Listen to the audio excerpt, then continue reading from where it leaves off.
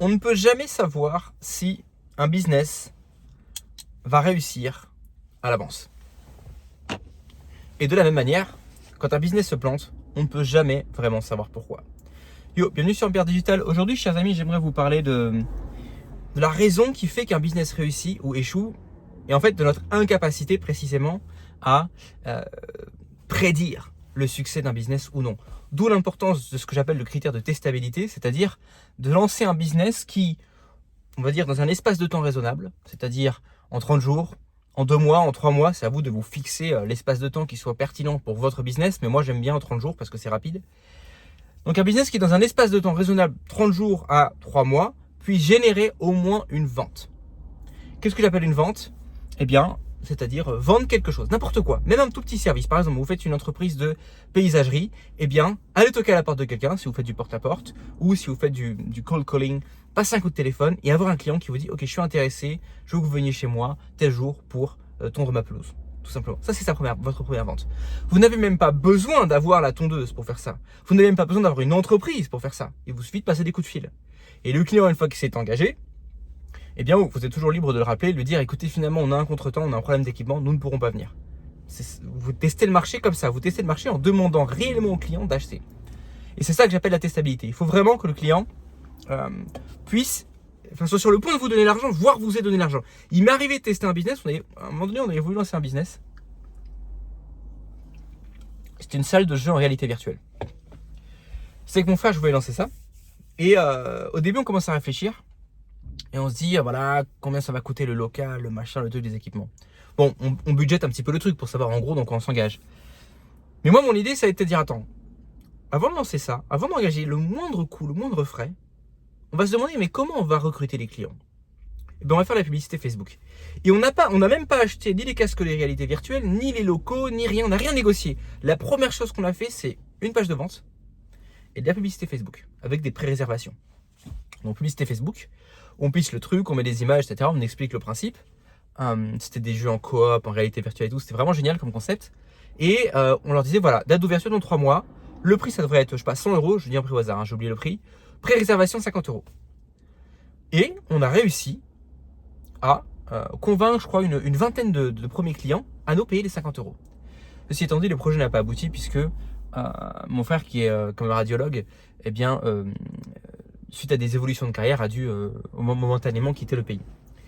Et donc le projet a avorté, mais on avait déjà une liste de clients. Qu'est-ce que j'ai fait ? Donc ils nous avaient payé sur Stripe. Bah, tout simplement, j'ai remboursé chaque client et je leur ai dit, voilà, désolé, mais finalement, on a un contretemps, blablabla. Donc vous voyez, ce business a pu être validé, c'est-à-dire qu'en moins de 30 jours et sans engager le moindre frais, à part les frais de publicité Facebook, on a pu réellement avoir des clients qui étaient déjà là, qui ne disaient pas simplement oui ça m'intéresse, qui ne disaient pas simplement oui ça a l'air cool, mais qui nous disaient tiens voilà mon argent, voilà ma pré-réservation. Ça c'est un business testé et testable. Pourquoi un business doit-il être testable ? Parce que toutes les questions que vous allez vous poser en amont, quand vous êtes en train de réfléchir à une idée de business, c'est bien, il faut quand même se poser les questions, mais fondamentalement ça sert à rien. Vous ne pourrez jamais savoir si ça va marcher ou pas. Vous voyez un quartier, par exemple, il n'y a que les riches qui ont des belles maisons, des grandes pelouses, et les gens sont tout le temps en train de se plaindre parce qu'ils ne peuvent pas appeler d'entreprise de paysagerie, de paysagiste. Vous vous dites, idée de business géniale, vous tapez sur Google, vous voyez que c'est un business en plein essor, en plus dans ce quartier-là, il y a des gens qui ont des pelouses, ils sont en demande, vous connaissez des gens qui cherchent ça mais qui ne trouvent pas, alors vous dites, je vais lancer ça. Et puis ça se plante. Et on ne sait pas pourquoi. Vous voyez, on ne peut pas savoir pourquoi avant d'avoir essayé. Et le corollaire est vrai. Quand vous allez voir un ami et que vous allez lui dire, j'ai lancé telle idée de business et ça a foiré, toujours il va vous dire, mais c'est parce que ceci, mais c'est parce que cela, mais parce que X, Y, Z, mais parce que, mais je sais pourquoi ça a foiré. Il va parler, il va vous expliquer pourquoi. Ou alors, encore pire, il va vous expliquer ce qu'il aurait fallu faire, comme s'il en savait quelque chose. Et en fait, il en sait que dalle. Vous en savez que dalle, tout le monde en sait que dalle. Je vais vous prendre un autre exemple. Il y a une section chez Google, enfin ça j'avais lu cet article il y a quelques années, je ne sais pas si c'est toujours le cas, mais il y a une section chez Google qui lance tout le temps, qui sont tout le temps en train de brainstormer des projets et essayer de lancer des projets. Ce ne sont pas forcément des projets software, mais ça, par exemple le projet dont j'avais entendu parler, c'était un projet où ils avaient inventé un truc qu'on met sur l'eau et avec le mouvement des vagues, ça crée de l'énergie. C'est un espèce de flotteur, de structure qui flotte. Et voilà. Et donc il y a des sections comme ça chez Google qui réfléchissent en permanence à des projets comme ça, des projets d'innovation où ils vont faire des minimal viable products, des MVP, Ils vont tester et ils vont voir si le marché est réceptif ou pas. Et dans 99% des cas, ça se casse la gueule, bien sûr. Ça se casse la gueule. Donc vous comprenez que si une entreprise comme Google, avec des ingénieurs qualifiés, avec la réputation qu'ils ont, avec le budget qu'ils ont, bien qu'ils n'allouent pas un budget illimité à ce type de petits projets, bien sûr, il y a des budgets limités.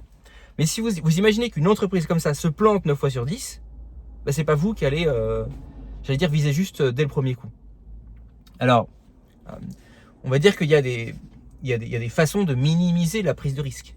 Par exemple, en étudiant le marché, en disant, ok, je veux lancer ce business. Par exemple, moi, mon business d'Airbnb, par exemple, on a des outils tellement précis pour analyser les données des Airbnb déjà existants en ville, dans le même type de logement, dans le même quartier, etc., que on peut vraiment, comment dirais-je, on peut quand même avoir un aperçu extrêmement détaillé, solide et précis du type de revenu qu'on peut attendre de notre investissement. Ce sera jamais sûr à 100% parce qu'il y a des coûts que vous ne verrez pas. Le logiciel n'est peut-être pas 100% précis. Peut-être qu'il y a des données qu'il n'a pas. Peut-être qu'il est en retard sur certaines données. Peut-être que, évidemment, il ne va pas prendre en compte, vous, si vous faites de l'arbitrage comme moi, enfin moi j'en fais, pour savoir si ça va être rentable ou pas, bon, il faut déduire le loyer, il faut déduire les charges, il faut déduire la femme de ménage, etc. Le logiciel ne pourra pas faire tout ça pour vous à l'avance. Donc il y aura forcément une période où vous allez lancer votre business et vous allez devoir attendre. Et en général, en plus avec Airbnb, c'est au moins 1 an pour être sûr.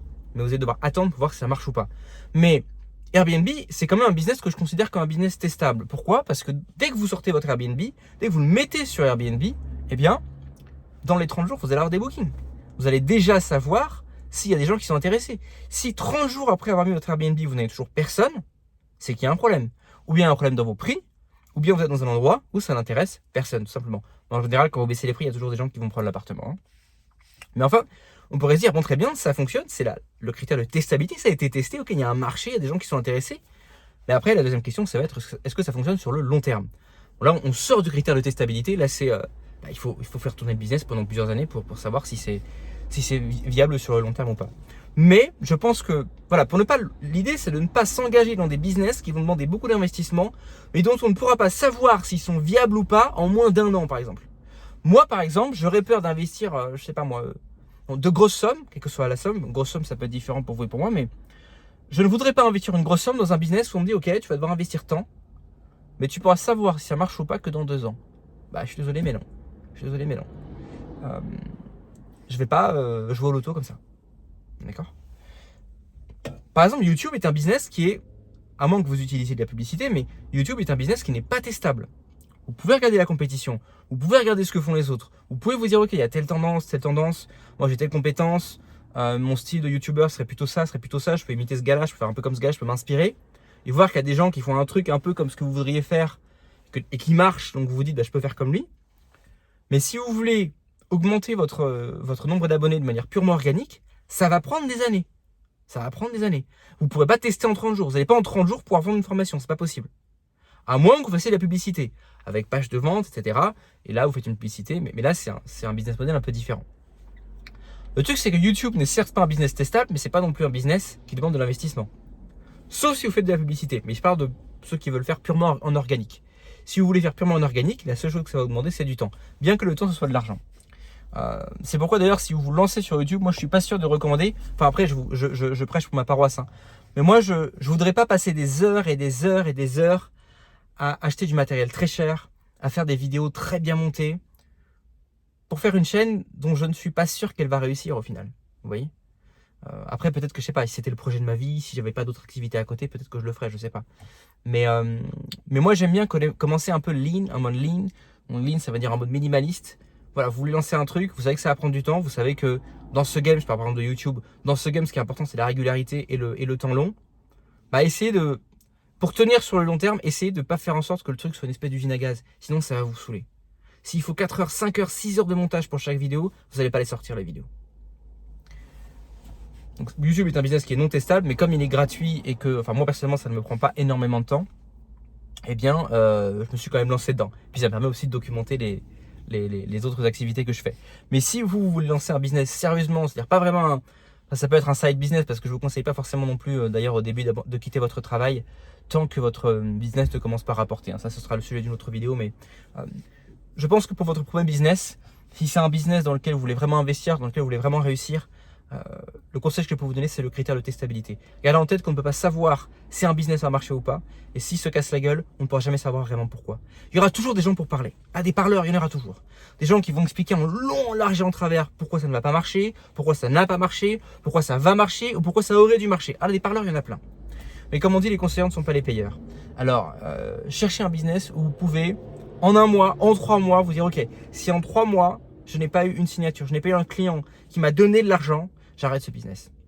Je pense que avoir ce critère-là pour votre business, ça va vous permettre d'économiser du temps. Ça va vous permettre de ne pas investir dans des trucs, investir du temps ou de l'argent dans des trucs qui ne servent à rien. Tout simplement, chers amis. J'avais encore autre chose à dire. Oui, je prends encore un dernier exemple. Vous voyez, dans la ville où j'habite là, moi j'avais monté un café, il fut un temps. Ça n'a pas marché. Avant moi, il y avait un mec qui avait monté une friterie. Ça n'a pas du tout marché. On nous avait dit, non mais ça n'a pas marché parce qu'il faisait des frites surgelées, le gars. Ok. Son business n'a pas marché, mon business n'a pas marché, et maintenant tous les ans je m'amuse à repasser devant cet emplacement. À chaque fois il y a un nouveau business et à chaque fois il s'écroule. Donc au bout de 4 ou 5 ans où chaque année un business s'écroule, on prend du recul. Est-ce que le business avec les frites il n'avait pas marché parce qu'il faisait des frites surgelées ou parce que l'emplacement était bidon? Vous voyez? Et pourtant c'était un emplacement au centre-ville avec énormément de trafic piétonal. Et peut-être qu'un jour, un type va se foutre là, va faire un truc, peut-être un truc qui a déjà été fait, mais que pour lui ça va marcher. Prenons un autre exemple. Je vous parlais donc le vendeur de frites en question. Ça va marcher pour lui. Il y a un mec qui a fait des frites dans un autre endroit. Il est en train de cartonner. Il cartonne. Il y a un truc qui s'appelle Cartofficerier à Cluj. Ça cartonne. Les gens se l'arrachent. Et moi-même, je vais tout le temps bouffer chez eux parce que c'est délicieux. Voilà. Pareil, je connais un mec à La Réunion qui avait voulu lancer une plateforme comme Le Bon Coin. Mais c'était avant Le Bon Coin. Donc plateforme de, comment on appelle ça, j'aime pas comment on appelle ça, Le Bon Coin. Enfin, tu sais, les particuliers mettent leurs trucs en ligne et puis un autre peut acheter. Eh bien, ça n'a pas marché. Ça n'a pas marché. Il n'y avait pas assez de trafic pour rentabiliser le truc. Les investisseurs n'étaient pas ultra intéressés. Un jour, Le Bon Coin est arrivé. Il a fait pareil. Ça a décollé.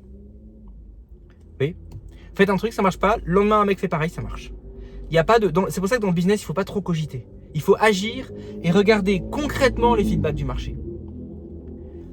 D'où l'importance de pouvoir avoir ce feedback de marché rapidement, si possible en 30 jours. Ce que j'appelle le critère de testabilité.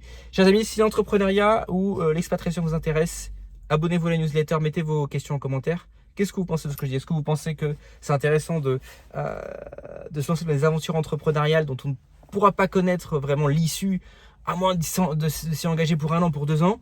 Ou est-ce que, comme moi, vous pensez qu'il est plus pertinent d'essayer de chercher des idées de business ou alors de calibrer votre idée de business de telle manière à vraiment se concentrer, se focus un maximum le premier mois ou les 2 ou les 3 premiers mois sur la vente pour pouvoir se dire, ok, avant d'investir plus de temps dans ce business, je veux au moins être sûr qu'il y a un marché. Au moins un petit marché, quelque chose, un mec qui veuille bien me payer. Pour moi, ce premier paiement, quand vous lancez un business, la première personne qui vous achète quelque chose, c'est finalement, si on devait tracer une ligne rouge, pour moi, ce serait celle-là, tout simplement. Dites-moi ce que vous en pensez en commentaire et la prochaine fois, on se retrouve pour un nouvel épisode dans Pierre Digital. Ciao.